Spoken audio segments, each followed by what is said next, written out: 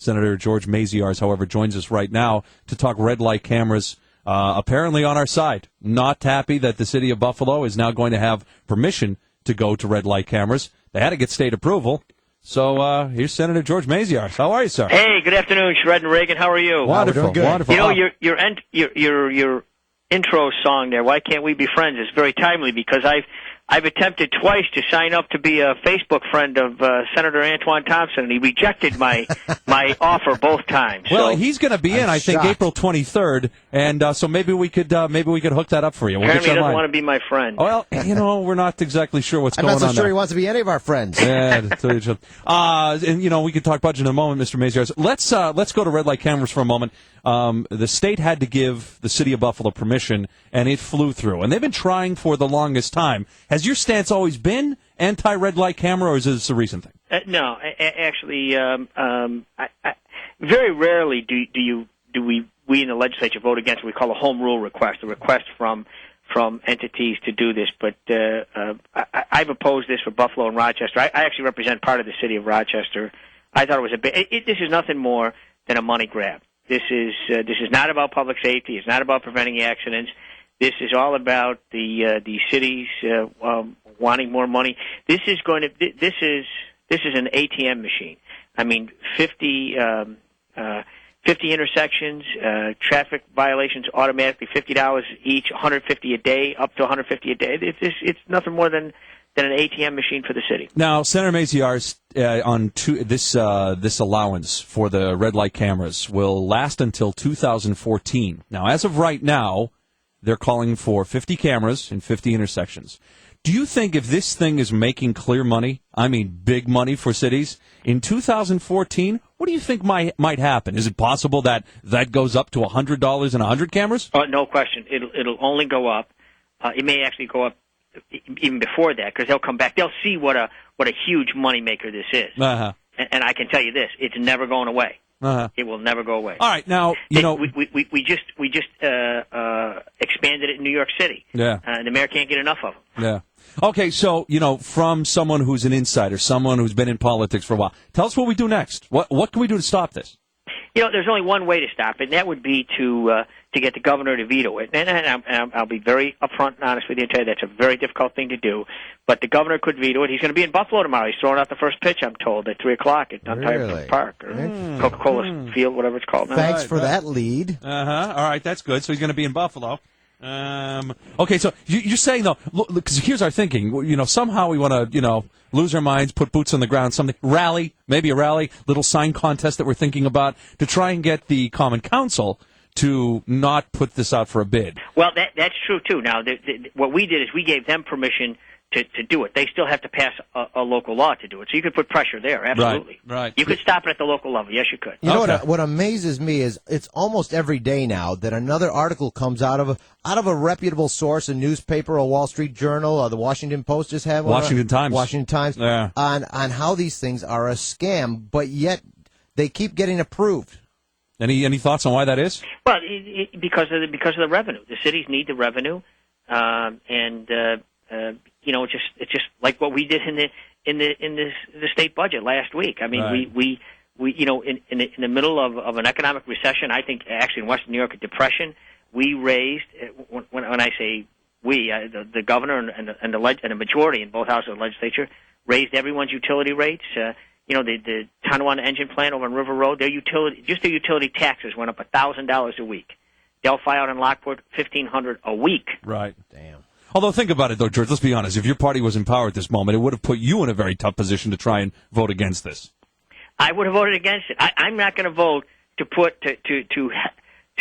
have GM make a decision that they don't want to do business in the state of New York. Yeah, no, agree. No, it's a bad situation. But let me ask you something. You want to switch to the state budget for a second.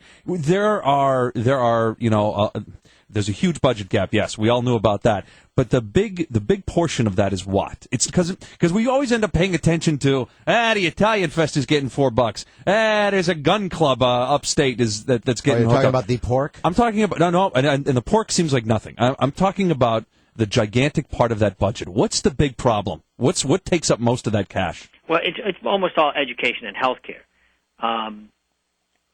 the cost of Medicaid. We spend a lot more than other states do on health care, on Medicaid. Right. And education. We spend a lot.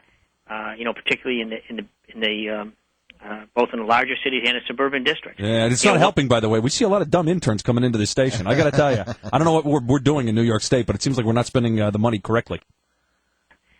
Well, that could be true too. Yeah. So I tell you, I represent, as I said, part of the city of Rochester. Right. I think the graduation rate in the Rochester public school system is only about 38-39%. Because here's the question, Senator Maziarz. By the way, Senator George Maziarz is on.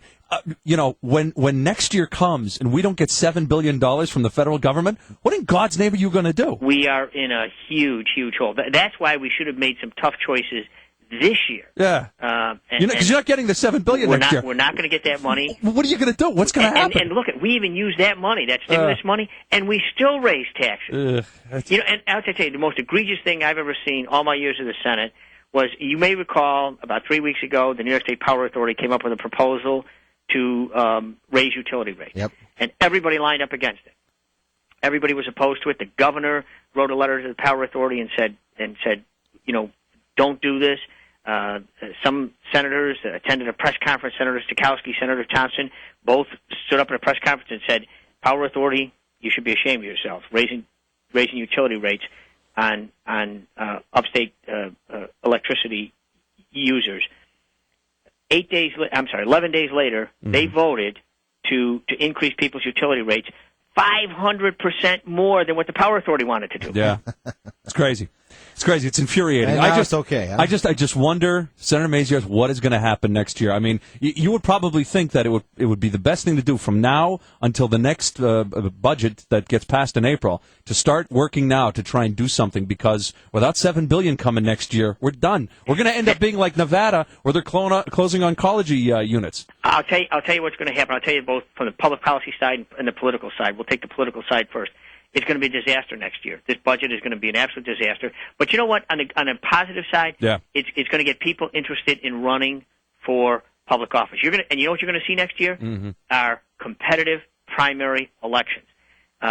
You had Muriel Howard from a buff state, and the other presidents, John Simpson. They held a conference. Father Levesque from Nag University, and they held a conference, and they lamented the fact that there are no local legislators from Western New York in any leadership positions in Albany.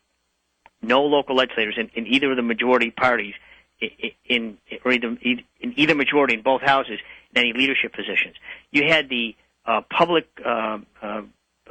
spokesperson for ECMC say on the front page of the Buffalo News on Sunday that our local legislators let us down because of the hits that ECMC took and Kaleida and the other healthcare systems.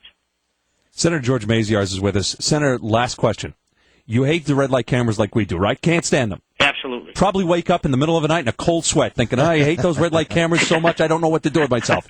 Let me throw this at you, and this comes from the Washington Times editorial today. The headline is The Traffic Camera Scam, and it's about how Virginia is thinking of doing it again. But they bring up Georgia. And, Senator, if you want to do something, this might be what you can do.